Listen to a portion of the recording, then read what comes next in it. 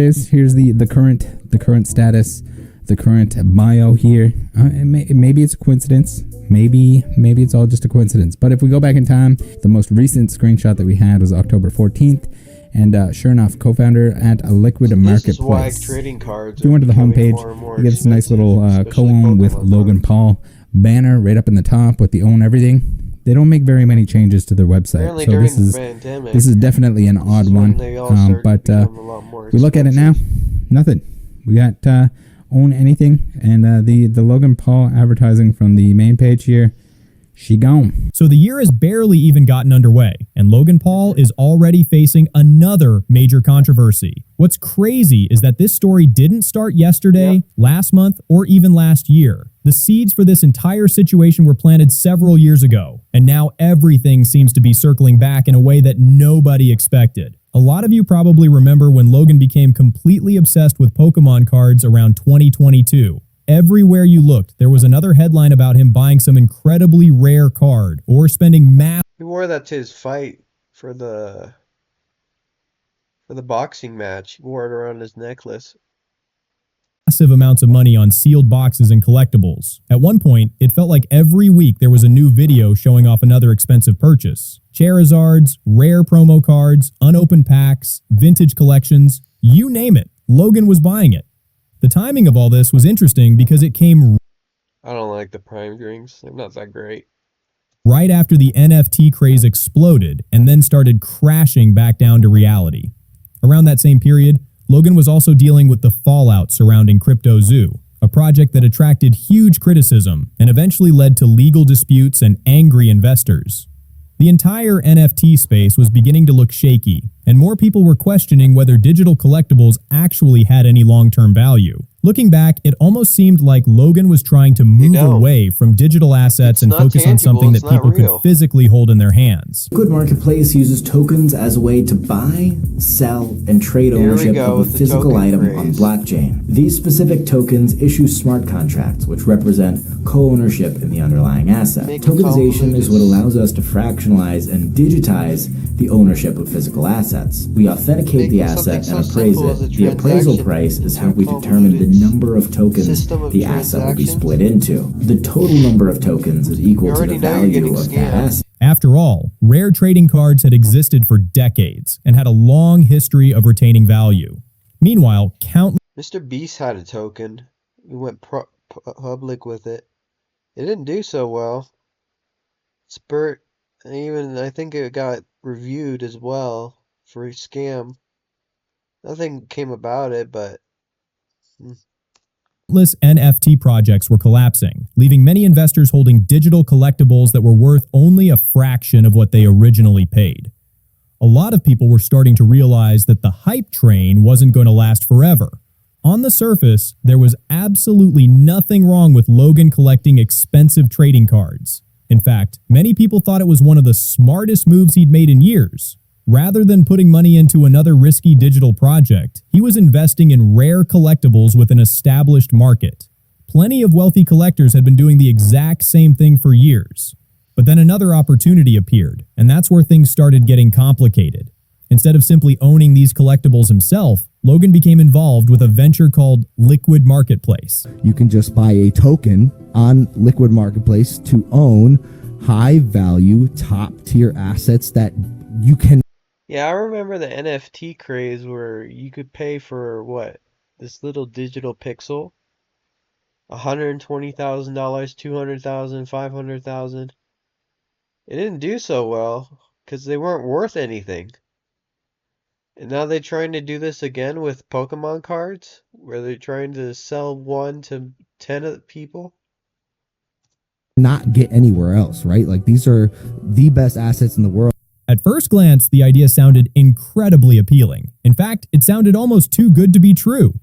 Liquid Marketplace claimed it would allow ordinary people to buy fractional ownership in expensive collectibles. Instead of needing millions of dollars to purchase a rare trading card or valuable piece of memorabilia outright, users could supposedly buy a small percentage of ownership. In theory, they could then benefit if the value of that item increased over time. For the average person, that sounded If it's not fantastic. tangible, Most it's people not will real. never have the ability to spend millions on rare collectibles, but through fractional ownership, they could still participate in markets that were previously reserved for wealthy investors and serious collectors. The concept wasn't entirely new either. Fractional investing had already become extremely popular in the stock market. Platforms allowed users to buy tiny pieces of expensive stocks rather than purchasing full shares. Liquid Marketplace was essentially trying to apply that same concept to collectibles, sports cards, memorabilia, and other high-value. Anyone who falls for this is an idiot. I mean, honestly, think about it for a second. You're paying into one card. Multiple people are paying into one card for partial ownership of the card itself. But who holds on to the card? And then when they do cash out, how do they determine the amount that they cash out for? Who gets what? I mean, honestly. Value assets. At the time, the public was also becoming increasingly comfortable with the idea of virtual ownership. Massive companies were embracing digital collectibles. Sports organizations were launching collectible platforms. Investors were spending huge amounts of money buying and selling ownership rights tied to digital assets. Whether people loved it or hated it, the idea of owning a piece of something valuable was becoming more mainstream every single day. This is the thing of nightmares. We may change or revise any aspect of these terms or the platform from time to time in our sole discretion by posting the revised terms on the platform or electronically sending you the revised terms. We change the rules when we want to. I guess it applies immediately. You acknowledge and agree that the form and nature of the platform and any part of it may change from time to time without prior notice to you, and that we may add new features and change any part of the platform at any time without notice. You agree that we shall not be liable to you or any third party for any modification or termination of the platform or your account. You agree that Liquid Marketplace is not liable for any losses you may incur as a result of or associated with any transaction delays or unavailability. So they can change the rules basically at a whim and not be held accountable if you lose money on whatever transaction that you made? I mean, that just sounds like a scam to me. I don't know. I might not be born yesterday, but fucking goddamn, that's fucking a scam. Some digital collectibles were generating incredible numbers. Certain items were selling for hundreds of thousands of dollars, while entire marketplaces were seeing trading volumes in the hundreds of millions every month. There was genuine excitement surrounding these new ownership models, and many people believed they represented the future of investing. Because of this environment, Liquid Marketplace arrived at what seemed like the perfect time. The company offered people a chance to own fractions of highly desirable assets without needing enormous amounts of money. And perhaps most importantly, Logan Paul was one of the biggest faces attached to the project. At that point, Logan's reputation had recovered significantly compared to earlier controversies. While some critics remained skeptical, he still had a massive audience and enormous influence online. For many people, his involvement added credibility to the venture. Fans saw him actively promoting the platform and discussing assets that were reportedly worth millions of dollars. Among the items featured on the platform were rare Pokemon cards, sealed Pokemon products, sports memorabilia, NBA trading cards, and other collectibles with staggering values attached to them. The pitch was simple. Instead of watching wealthy collectors dominate the market, regular people could finally get a seat at the table. However, not everyone was convinced, and back in 2022, there were members of the trading card community who viewed the entire project with suspicion. They questioned whether the business model would actually work the way it was being presented. Some wondered whether investors fully understood what they were buying. Others simply felt the entire concept raised too many unanswered questions. One of the most vocal critics was YouTuber Rattle Pokemon, whose real name is Michael. From the very beginning, he scrutinized Liquid Marketplace and repeatedly raised concerns about its structure. While many people were excited about the project, Michael consistently warned viewers to proceed with caution. Over the years, he continued covering developments related to both Liquid Marketplace and Logan's collectible investments. While some dismissed his concerns at the time, his videos continued attracting attention from members of the trading card community who shared similar doubts. Fast forward roughly 3.5 years, and suddenly those old concerns came roaring back into the spotlight. The spark came from Logan himself. In a new video, he announced plans involving what many consider his most famous collectible, the legendary PSA 10 Pikachu Illustrator card. For Pokemon collectors, this card is basically the crown jewel of the hobby. It's one of the rarest and most recognizable Pokemon cards ever created, making it one of the most valuable cards in existence. The announcement immediately generated headlines. Anytime Logan talks about this card, people pay attention. After all, this isn't just another collectible. This is the card that became part of his public identity for years. The biggest Pokemon and TCG auction ever. I will give you a piece of every single thing that we sell in that auction. We'll make that lot number one. So if I have a $25 million auction and you're getting a piece of it, it's like a royalty, right? I mean, you know, it's free money. My heart tells me to do this deal with you, and so I will do the deal with you. Great. Now give me that. Sorry, but while fans focused on the potential sale, critics quickly pointed out something else. They remembered that this exact card had played a major role in the marketing of Liquid Marketplace years earlier. In fact, one of the biggest attractions associated with the platform was fractional ownership connected to this specific Pikachu Illustrator card. The card appeared repeatedly in promotional materials.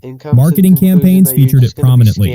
Logan's likeness was used over and over again while promoting the opportunity for people to participate in ownership of premium collectibles. Many people still remember one of the most talked about moments involving the card.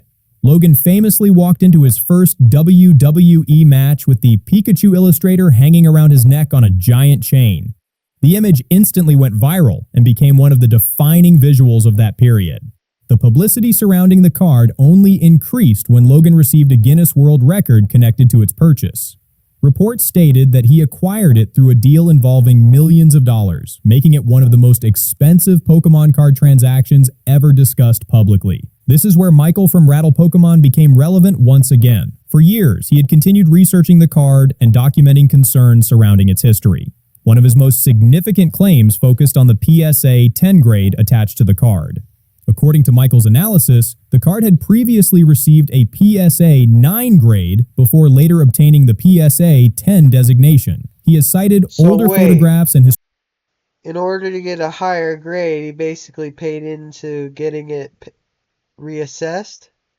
Is that what I'm hearing? Historical records that he believes support this position. His argument is that the card may not deserve the perfect grade it currently carries. For people outside the trading card world, that might not sound like a huge deal, but within the hobby, grading can make an enormous difference. The gap between a PSA 9 and PSA 10 can mean millions of dollars when dealing with a card this rare. That's why discussions about the card's condition have continued for years. Trading card that's the holy grail of the Pokemon game. A card that represents what Pokemon wouldn't be without. The coveted Pikachu Illustrator. This card became one of the most sought-after trading cards ever. Collectors were traveling near and far to get their hands on it. Logan Paul made it his mission to own the only copy of the card that received a PSA 10 rating, or completed a sale, making it the most expensive card in the world. Co-ownership of this card means that you're not just a partial owner of the world's most expensive trading card, you would own a piece of history. So, avid collectors, Pokemon lovers, people who just want bragging rights, the time is now. This opportunity is once in a lifetime. And we at Liquid Marketplace are... How is it that you pay into something, you don't have tangible evidence that you have it, right? Yet someone's wearing it around their neck. It's like paying into a house that you can't actually live in, that you're just getting for an investment deal. But it's a physical asset that only you get a fraction of it, so maybe a toilet.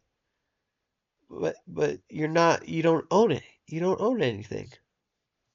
They're offering it. Critics argue that if the card were viewed differently by the market, its value could potentially change dramatically.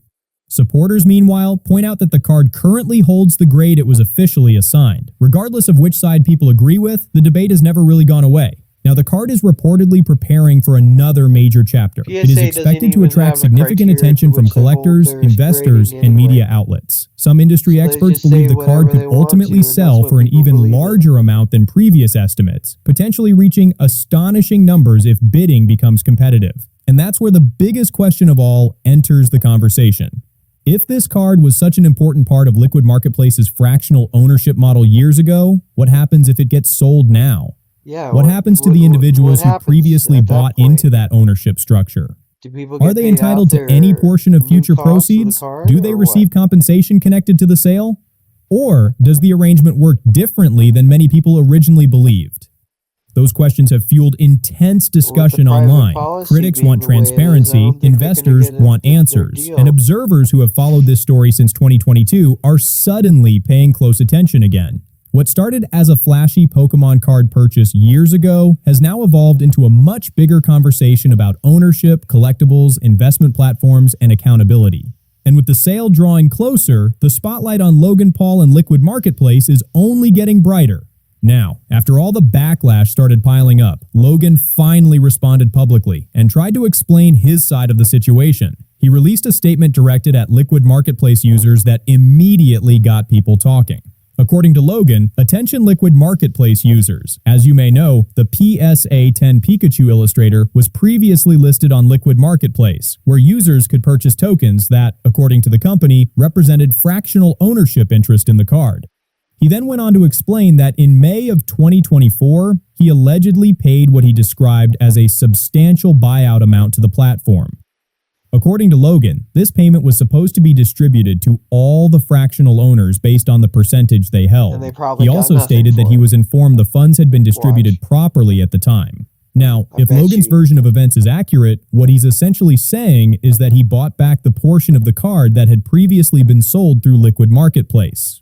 Based on reports floating around online, Logan supposedly maintained majority ownership of the card the entire time, allegedly holding around 51%, while the remaining portion had been tied to the platform's fractional ownership like system. stocks for Then, cards. roughly 2 years after the original offering, Logan Basically reportedly it. reacquired the remaining share and regained full control of the card. The rumored buyback price being discussed online sits somewhere around $250,000, and this is where a lot of people started raising their eyebrows. Because if you do the math based on those reported figures, it creates a valuation that seems dramatically different from the multi-million-dollar numbers that were previously associated with the card. Naturally, critics immediately started asking questions about how those numbers matched up. Even more and concerning for some liquidation investors were versus- claims from individuals who said they never actually received any payout connected to the reported buyback. Whether those claims are accurate or not is still Yeah, the heavily whole thing's a debated, but they fraud added case. even more fuel to an already growing already controversy. made a Logan's token statement that's continued by went distancing and himself dumped from problems that later developed millions of around the company dollars. itself. He explained that people after dumped the millions of buyback, the dollars platform and some of the and they people behind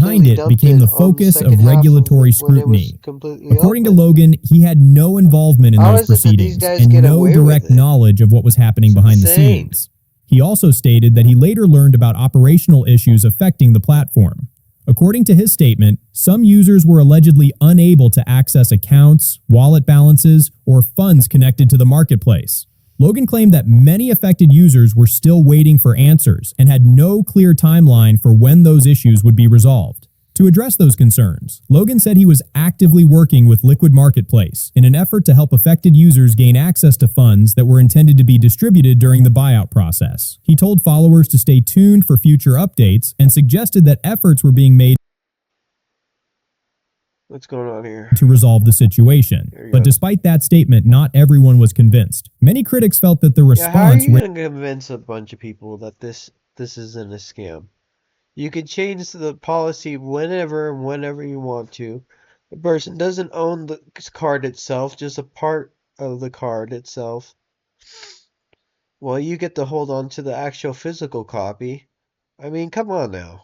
raised almost as many questions as it answered. Some argued that the situation felt strangely familiar. Whether that's a fair comparison or not is up for debate, but there were definitely people online comparing the entire mess to previous controversies involving projects that generated major headlines. One of the loudest voices continuing to push back was Michael from Rattle Pokemon. According to his coverage, Logan had already started distancing himself from Liquid Marketplace years earlier. Michael pointed out that around 2023, Logan's public association with the platform appeared to become far less visible than it had been during the original launch period. Meanwhile, people like this there's a special place in hell for them. There is. Because they completely devise a total system It's just a scam. It's just a scam. There's no other way of saying it. If I can just put out that I could sell a Pokemon card for a fraction of what it's worth to an investor, but they don't have any say on what the card is and how you can sell the card. And then when the returns come, they only get a fraction of their return back? I mean, come on now. What is this? While the company itself seemed to fade into the background, its social media activity slowed dramatically, and many users began reporting problems accessing various parts of the platform. Over time, concerns only continued to grow as more people questioned what was happening behind the scenes. Then things became even more serious. By June of 2024, the Ontario Securities Commission, often referred to as the OSC, announced allegations involving Liquid Marketplace and several individuals connected to the company. The accusations immediately grabbed attention throughout both the investing and trading card communities. One important detail, however, is that Logan Paul was not named in the OSC's allegations. Instead, the filings focused on three individuals connected to the platform: Ryan Bahadori, Amin Nickdell, and Dennis Dauzamat. According to the allegations, the founders were accused of misusing a significant portion of investor funds that had been raised through the project. Regulators claimed that millions of dollars were spent on personal expenses rather than being used for business purposes. Among the expenditures cited in the allegations were luxury items such as designer clothing, expensive jewelry, and high-end watches. The allegations also claimed that various corporate structures and entities were used during the movement of funds. Needless to say, once those accusations became public, the scrutiny surrounding Liquid Marketplace intensified almost overnight. Another major issue involved the tokens themselves. Regulators reportedly argued that the tokens being sold through the platform may have functioned as securities while allegedly lacking the required registrations. In simple terms, critics questioned whether the tokens truly represented the type of ownership many users believed they were purchasing. Questions were also raised about authentication procedures, insurance coverage, and how certain collectibles listed on the platform were being managed.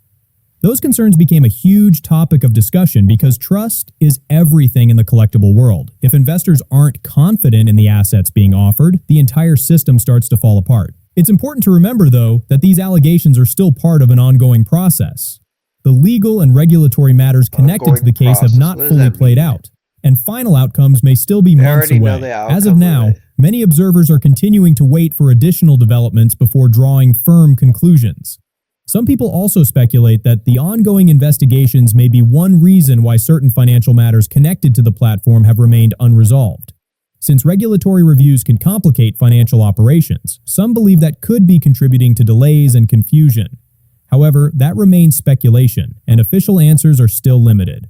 At the end of the day, a lot of critics keep coming back to the same overall point. They argue that whether the topic was NFTs, blockchain ventures, crypto zoo, trading cards, or other investment-related projects, Logan consistently found himself attached to opportunities that later became surrounded by controversy.